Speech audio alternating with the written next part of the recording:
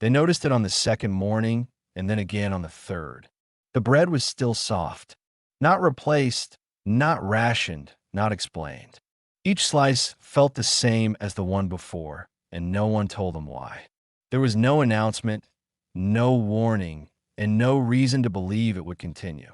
In a place where limits had once defined survival, this detail made no sense at all. The first morning inside the camp did not feel unusual to the men who had arrived only days earlier, because captivity had already trained them to expect sameness, repetition, and limits that were rarely explained but always enforced. They moved through the routine slowly, following instructions without conversation, carrying their trays toward the long wooden tables where breakfast was served without ceremony or announcement.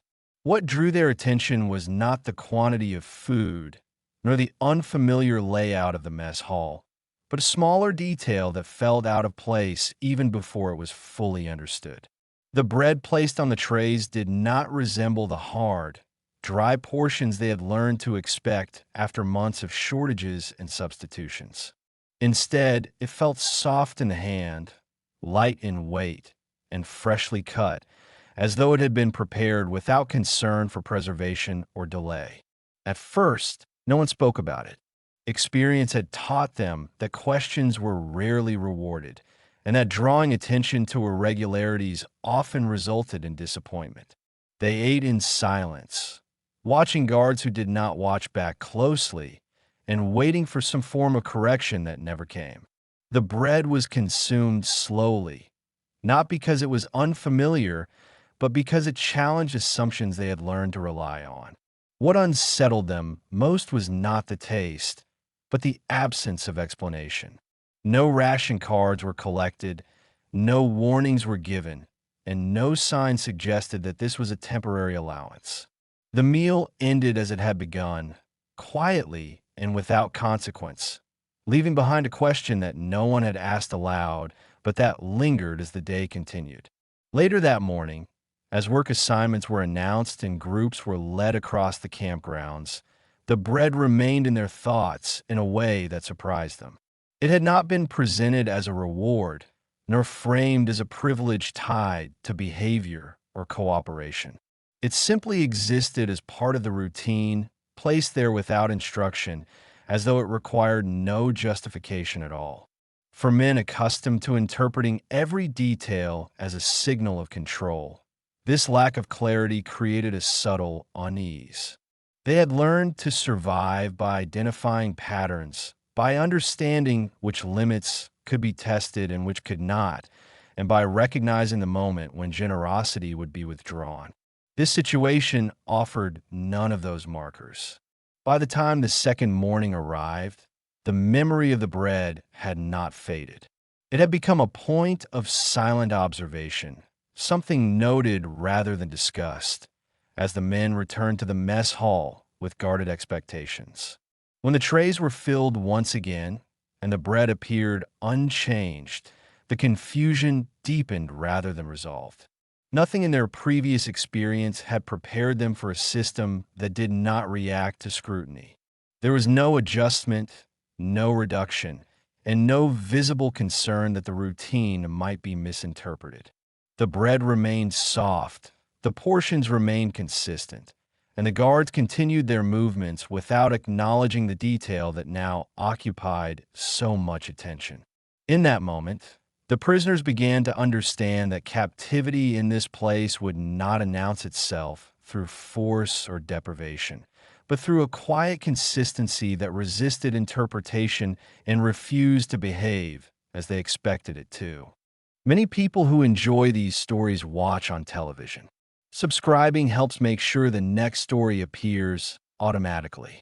As the days passed, the men learned to observe more than they spoke, because observation had always been safer than curiosity, and silence often revealed more than questions ever could.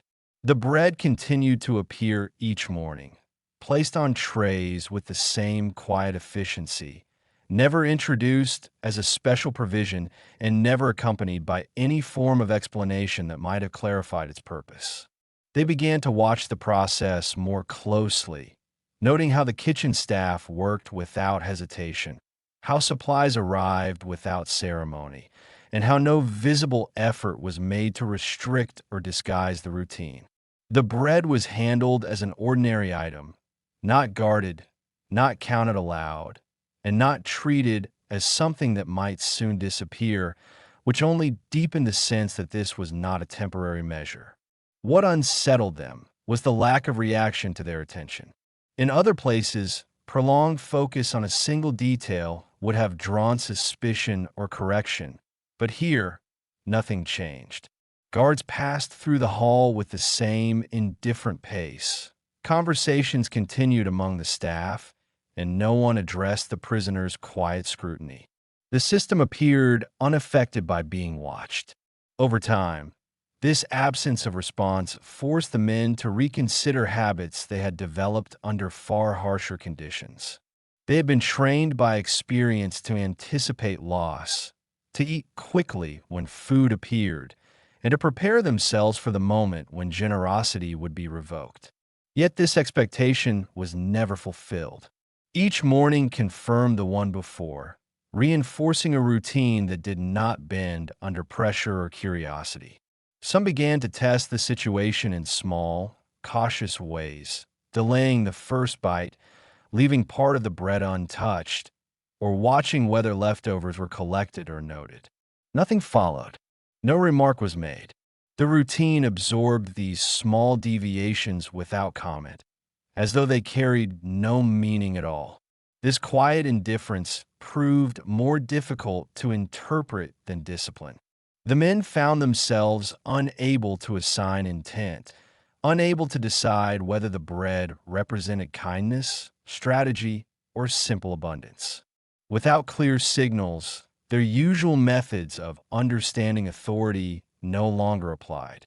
By the end of the week, the bread had become less a source of surprise and more a source of uncertainty, because it refused to fit into any familiar category. It was neither reward nor threat, neither scarce nor symbolic, and its continued presence suggested a system that did not rely on fluctuation to maintain control. In this environment, watching replaced questioning, and routine began to carry more weight than explanation ever could. As the routine continued without interruption, the presence of fresh bread began to lose its sharpness as a point of concern, not because it was understood, but because repetition slowly reshaped the way it was perceived. What had first demanded constant attention gradually blended into the background of daily life, becoming another element of a system that did not react to scrutiny or expectation.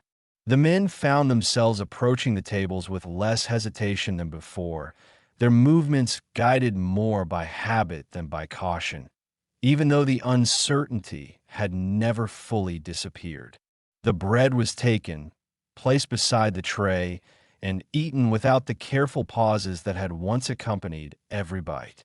What had initially felt like a mistake or a temporary allowance now felt stable enough to be accepted, even if it remained unexplained.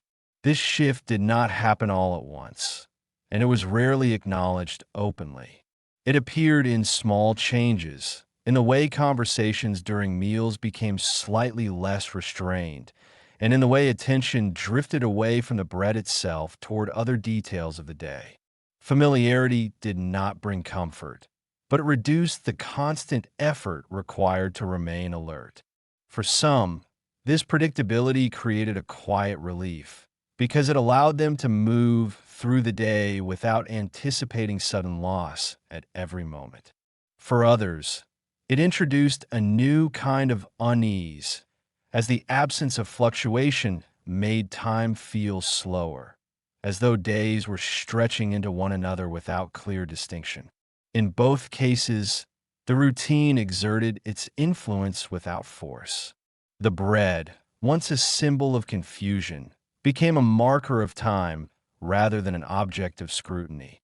Morning was defined by its presence, and the day progressed once it had been eaten, not because it held meaning, but because it had become reliable.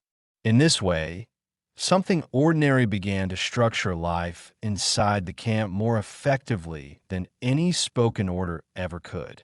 Yet even as suspicion faded, understanding did not replace it.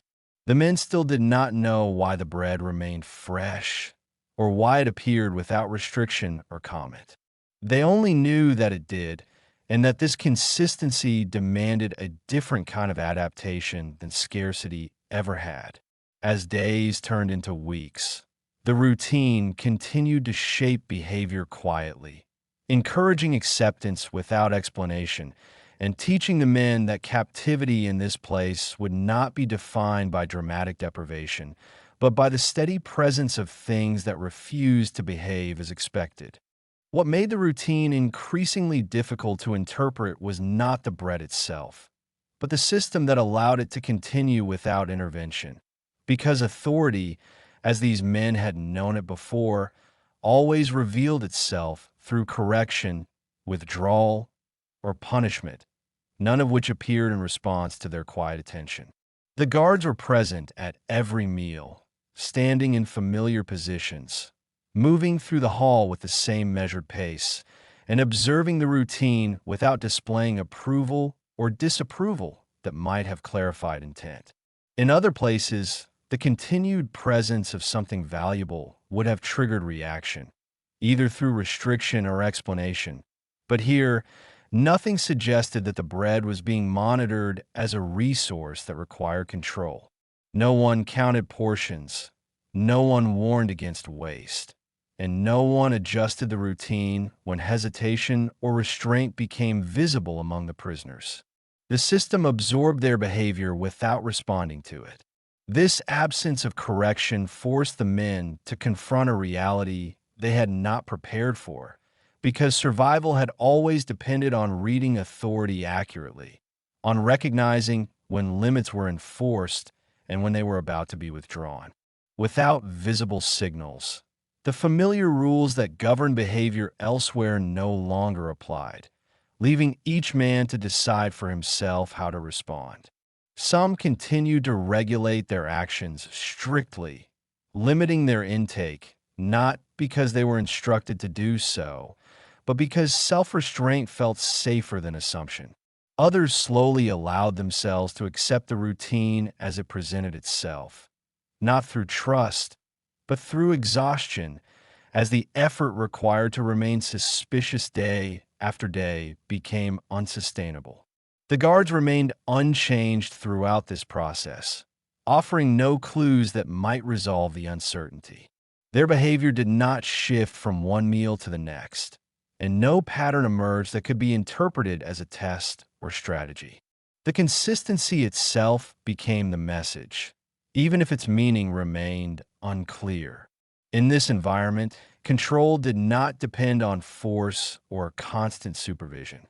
It relied on repetition and predictability, allowing routine to shape behavior without ever announcing itself as authority. The bread was not used to reward compliance or punish hesitation. It simply remained, day after day, unchanged and unremarkable in the eyes of those who managed the camp. For men trained to endure captivity through resistance and vigilance, this form of control required a different kind of adaptation. It demanded patience rather than defiance, and acceptance rather than endurance, because there was nothing tangible to oppose and no clear rule to challenge. By continuing without correction, the system placed responsibility back onto the prisoners themselves, forcing them to regulate behavior in the absence of enforcement. In doing so, it reshaped their understanding of captivity, not through deprivation or fear, but through a structure that refused to acknowledge their expectations. As the weeks passed and the routine continued without interruption, the presence of fresh bread slowly stopped attracting attention, not because it had been explained or justified, but because repetition had stripped it of its ability to provoke suspicion. What had once felt like an error, a temporary allowance, or a quiet test gradually became an accepted part of daily life inside the camp, absorbed into the rhythm of mornings that followed one another without noticeable change. The men no longer watched the bread as closely as they once had. It was taken, eaten, and set aside with the same mechanical familiarity as other parts of the routine, even though its meaning had never been clarified. The effort required to remain alert, to question every detail, and to anticipate sudden withdrawal began to fade, replaced by habits formed through consistency rather than trust. This shift altered the way time was experienced. Days began to feel less fragmented, less defined by moments of tension or expectation, and more by steady repetition. Morning was marked by the same sequence of movements, and the bread became one of several signals that the day had begun, not because it carried significance, but because it had become reliable. For some prisoners, this predictability reduced the constant strain of vigilance that had defined earlier stages of captivity. Not comfort, and certainly not relief, but a quiet easing of pressure that allowed them to move through their days with less internal resistance. For others, the routine produced a different effect, making time feel heavier and slower, as if the absence of disruption caused days to stretch into one another without clear boundaries. What remained unchanged was the lack of explanation. No one ever clarified why the bread was always fresh, why supplies appeared unaffected, or why no effort was made to ration or restrict something that had once symbolized survival itself. The prisoners learned to live with this absence of answers, just as they had learned to live with many other unanswered questions during the war. Over time, the bread ceased to represent confusion or surprise. It became part of the structure that governed daily life, shaping behavior quietly and without force. Meals were no longer moments of calculation, but transitions between parts of the day, and the bread played its role without demanding thought. In this way, something ordinary came to define captivity more powerfully than hardship ever had, not through deprivation or punishment, but through consistency that required adjustment without resistance.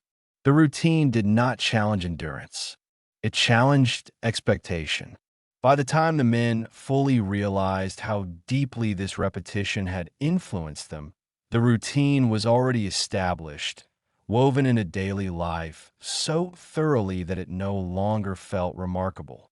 The bread remained fresh, the days continued, and captivity took on a form that none of them had anticipated, shaped not by sudden cruelty, but by the quiet persistence of things that never changed.